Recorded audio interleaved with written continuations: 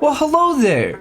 Welcome back. Today we're going to be talking about my texturing process for this sword, which I displayed in my previous video about how an asset becomes a piece of art. Check it out if you have the time. I previously uploaded a video on the process of texturing basically any asset in a really simple to digest and understand process that it's a little complex for beginners if you're not super familiar with Substance Painter's UI as a whole. But if you're already there, this process may help you digest the workflow of Substance Painter in a really easy to understand way. So check that out as well. This video and this material isn't that.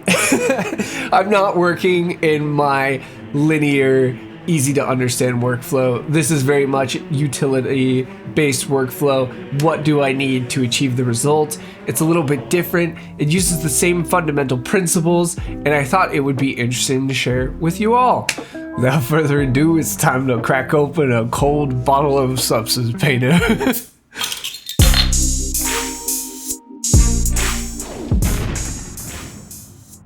Wow, we're surrounded by Substance Painter. Holy crap. Okay, so here's the sword we're going to be talking about today.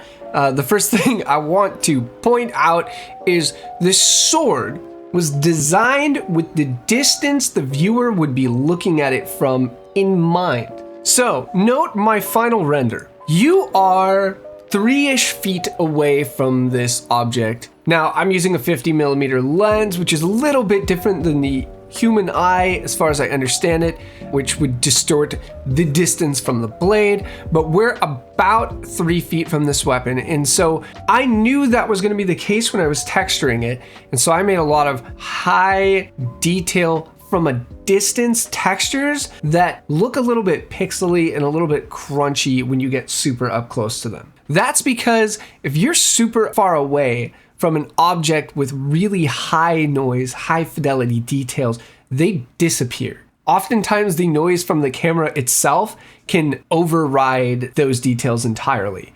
Or your rendering settings, if you're using a denoiser, will get rid of those entirely. And so make sure before we get into any texturing that you know where you're going to be looking at this object from. When we get super close up, you can see that it gets a little bit pixely, it gets a little bit crunchy, it's over sharpened. There might even be a little bit too much contrast going on, depending on your taste and how you approach texturing. Again, that's because we're looking at this thing from like 3 feet away all the time, because the only time we're looking at it is in my final render. So, getting started, we're going to be talking about the painted clear coat steel material, because that material uses the same fundamental ideas as everything else in this model. For example, we can move ourselves over to the handle where we have this rubbery handle bit and we have a canvas sort of worn away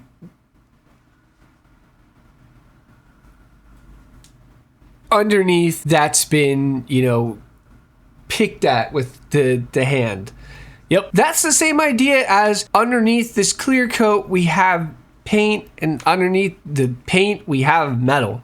And it's the same idea for this carbon fiber where we have carbon fibers all laid out nice and neat with a clear coat on top of them, and that clear coat is picked away. Works for just about everything except for the metal blade. The metal blade is a bespoke material in that it's really only designed to be used on this weapon, and there's a lot of hand painted textures and projections that only work for this weapon, and so they're not really a smart material, and I wouldn't be using it on any other asset.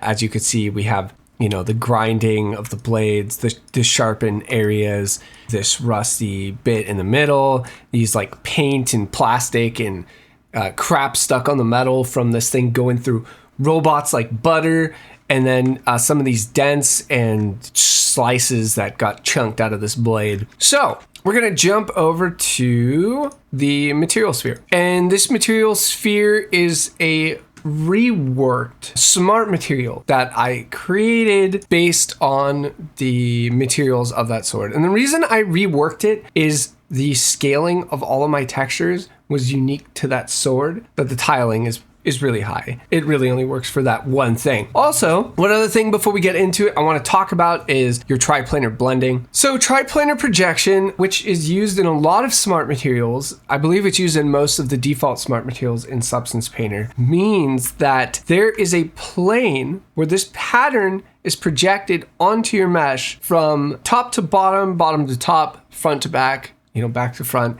and side to side. And that projection is based on a cube. So if you have a round surface like this sphere, the projection where the corners are going to intersect with each other in a weird way. And so what we do with triplanar projections is we attempt to blend them into each other.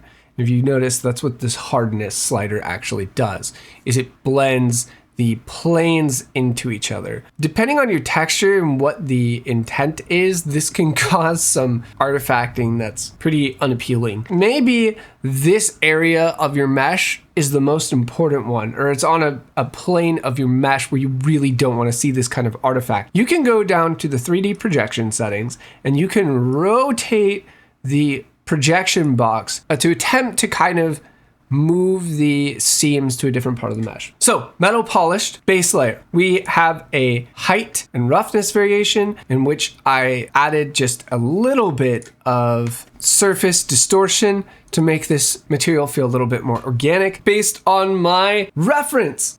Reference is the first thing you do every single time you're starting a material. Even if you know deep down you're going to ignore it, or you're going to do something creative, or you're going to do something else, and you're not going to follow the reference, you still want to start with your reference. So for me, my biggest inspiration on this metal was this wrench, and I liked how it had this shiny, well-worn curvature and this kind of dirty, oily, greasy, pitted ambient areas and cavities with very little rust. And I liked the pitting and wear in this material. I didn't want to make my material this detailed and this noisy because I knew I was going to layer on top of it. So I took this and I toned it way down. But this was my starting point for all of my decision making. So going back to this, I added a little bit of roughness and height to a single layer.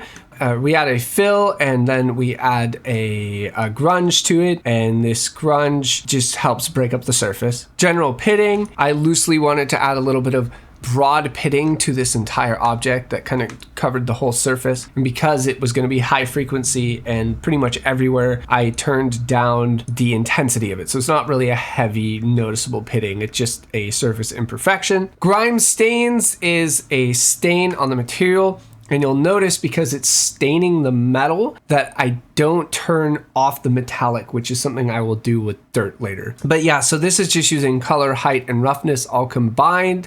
And then we are doing a similar thing where I'm scattering this around the model just to add a little bit of grime to it. And then I am turning down the base color because the color intensity was a bit too heavy here. Surface pitting 2, this is a more intense pitting, and essentially all we're doing is the same thing here with a fill layer that is the dust, a curvature layer to exclude the curvature from the pitting because I wanted to keep the curvature looking well worn and have less pitting, and then a fractal sum to subtract some of the pitting so it wasn't so uniform across the model and it didn't tile as obviously. And then we get to edge wear. We did the same thing. I changed the roughness, height, and we did a curvature map so it applies to the curvature. This is another triplanar projection that I subtract from the curvature so it's not so uniform. The grime is a plain color. We actually have metal on here. I have the metal channel turned on this grime, and then I have the metalness turned off because we're not staining the metal here. My intention is not to have stained metal, it's to add dirt to the metal.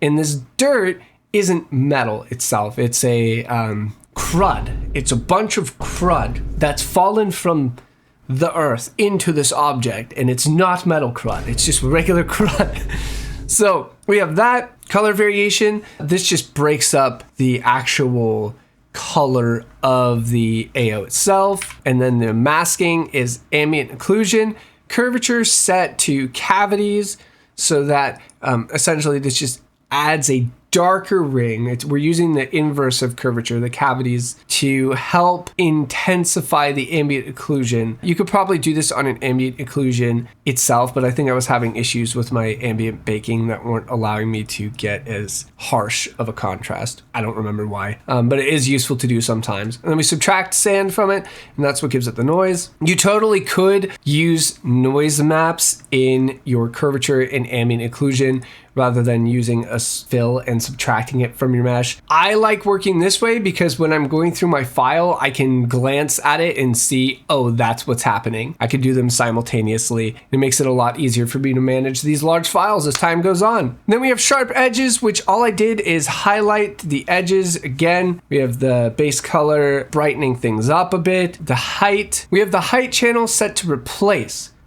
This is really useful because this means that the height data from everything below it is going to be overridden by this channel that is replacing that height data. So how you do this is, and we'll talk about this more because it's really useful for like clear coats and stuff. You switch over to the height channel, you change the channel type to replace. All right. And then all this is doing is generic edgeware channel. So cool. Moving on.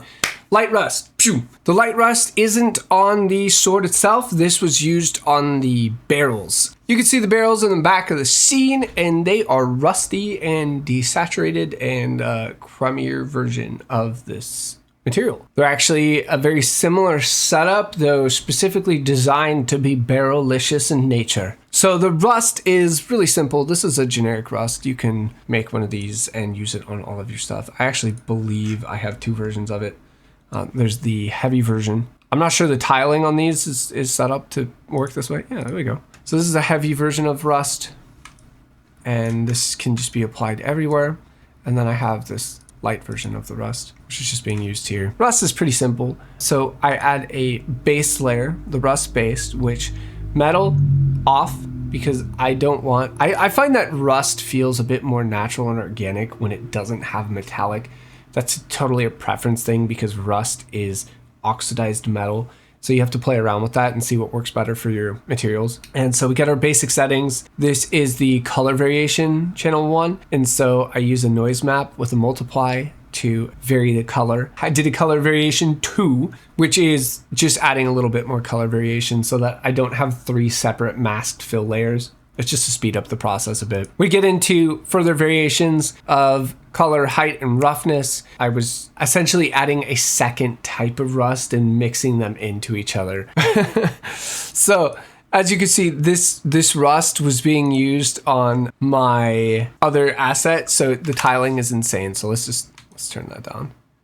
All right, so this is what it looks like. It's essentially a different type of rust that's being placed on top of this rust. There we go. And it's just breaking it up a little bit. I took, would you guess it, Substance Painter's Grunge Rust Fine grayscale because it happens to look pretty much like rust, which is pretty good. So, and then we just mess with that. And that's what's happening here. So we've created metal and it's rusty. And now we get into the clear coat, which is where all the complicated stuff happens. So I'm going to stop talking for a minute and compose myself.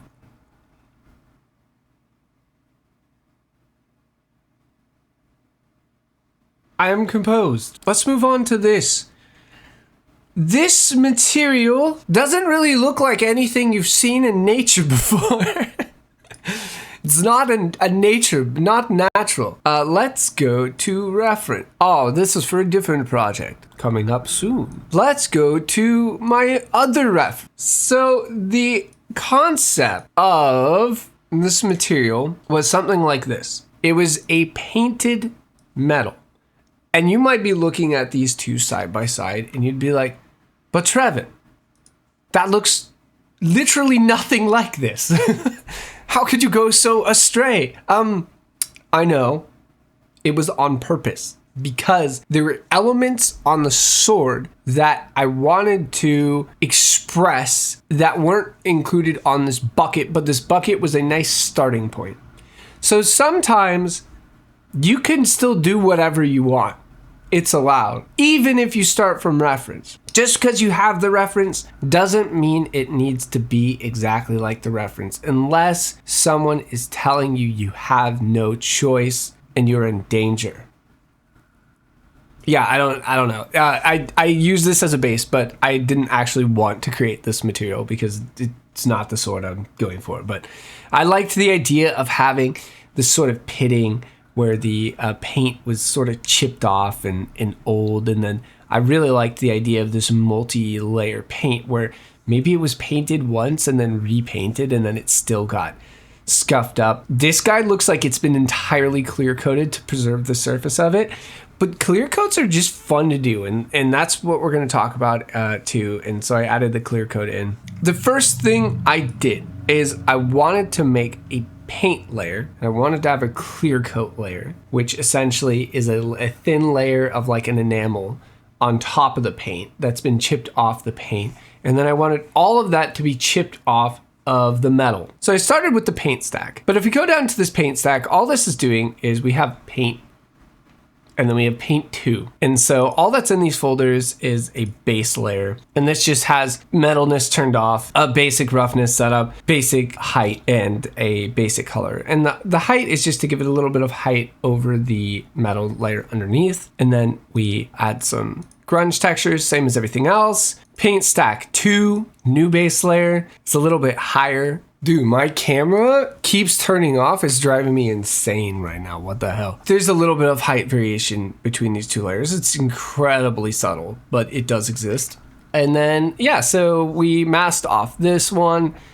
Same setup, sharpened it. That's just to give this, masky separation between the two paint layers. And then these can be easily changed, right? Maybe you don't want it to be blue. Maybe you want like a yellowy orange underlayer, and the top layer is actually some other color like blue. Pink. Oh, it's terrible. It's orange. So we got an orange paint now. Let's change this one too. Yeah, now we get this orange paint. Okay, so that's all that's happening here. That's the paint stack. So that's my logic. We do a paint stack first. We get the paint set up first, and we did so. Then I added roughness variation to that paint. And this roughness variation, I believe, has a tiling issue as well. Yeah.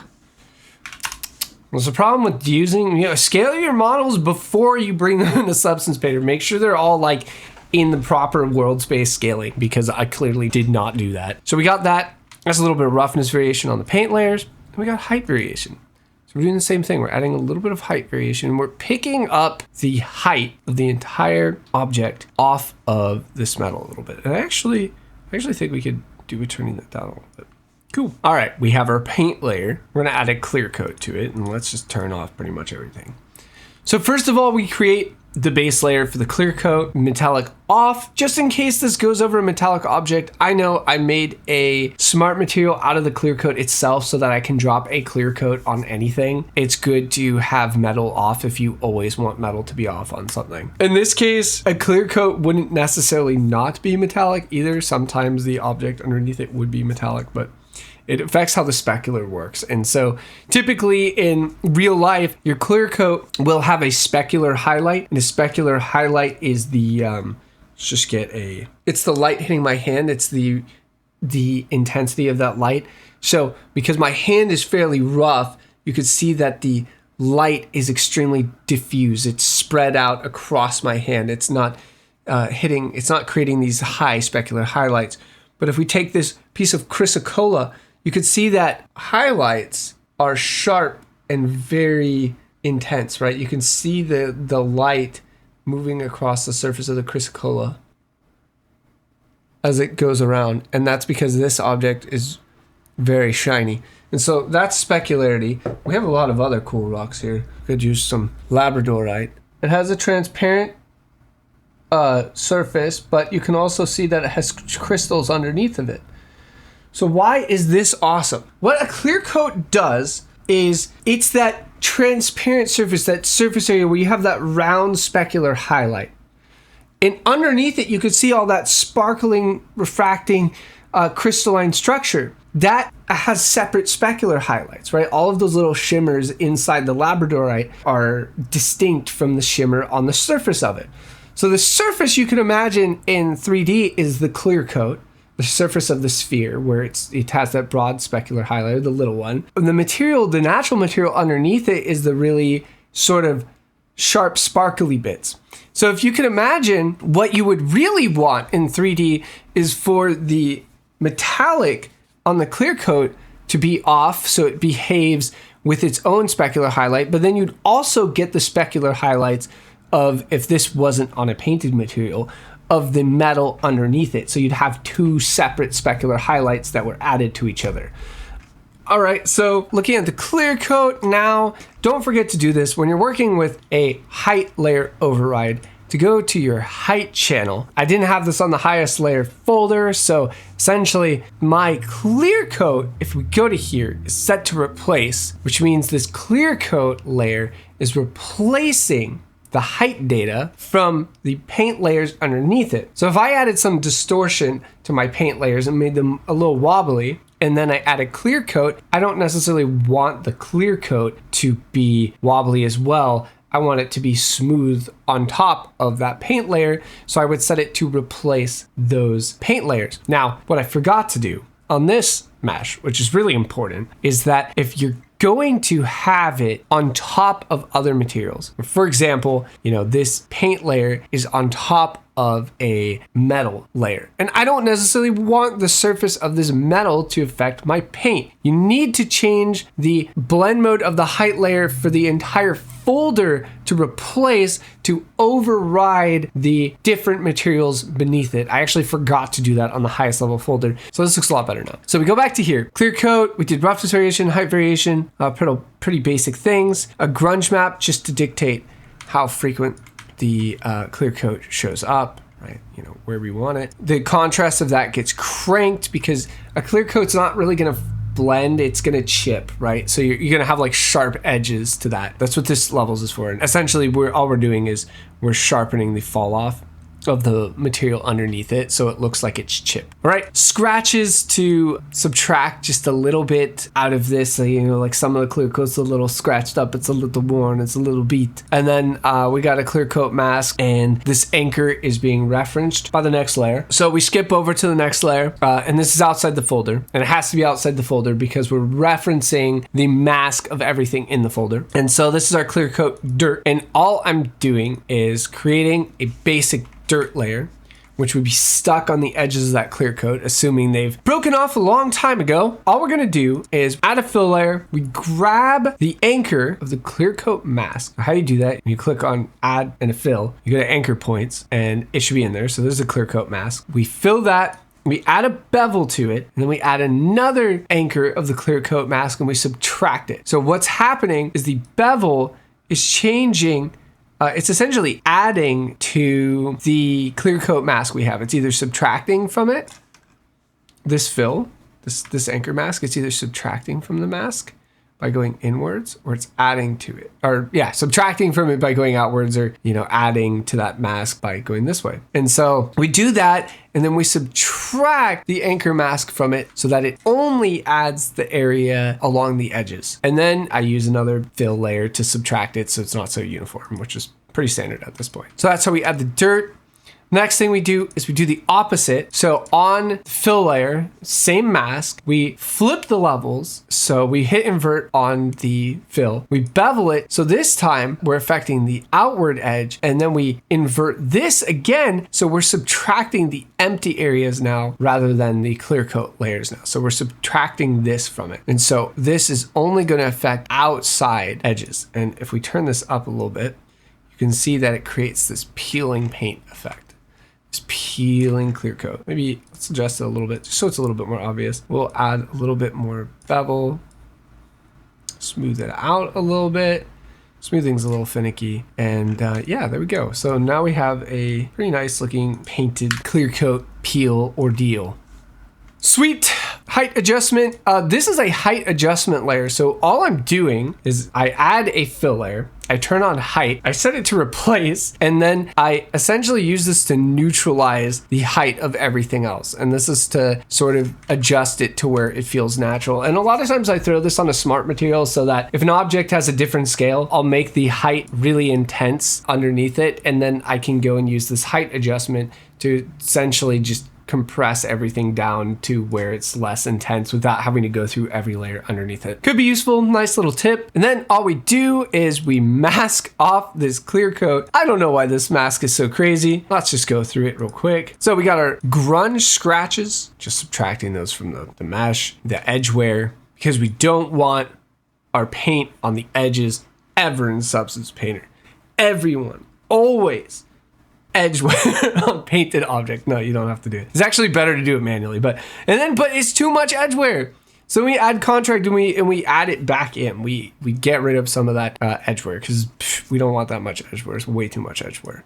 And then we add the spots, and these are the large chip pieces. Yeah, just some regular old spots. I think you can just use like clouds to do this as well. Here you can see the triplanar blending causing some issues down there and up there. So then to fix that triplanar blending, I essentially just compress the entire thing to sharpen it, right? To get rid of that blending with a little bit more control. That's one thing you can do. Clear coat mask. So this is a anchor point I'm going to use to peel off all of the paint from the metal. So we add an anchor point and then I just subtracted a little bit more from it. And then we do a height peel, which all I'm doing here is I added a color to it. Actually, this is interesting, to burn the edges of the paint, because I feel like that happens a lot when paint starts to peel off. It starts to, especially metallic paints, they can rust themselves. So I added a light burn to that and then a height to lift up the paint itself. And then we're using the same thing with the anchor point fill, bevel to choose how far out we want it, and then the fill to subtract the areas that aren't being peeled, and then a sharpen just to make the intensity of those areas a little bit more notable. All right, then we go to color peel. This is doing the opposite.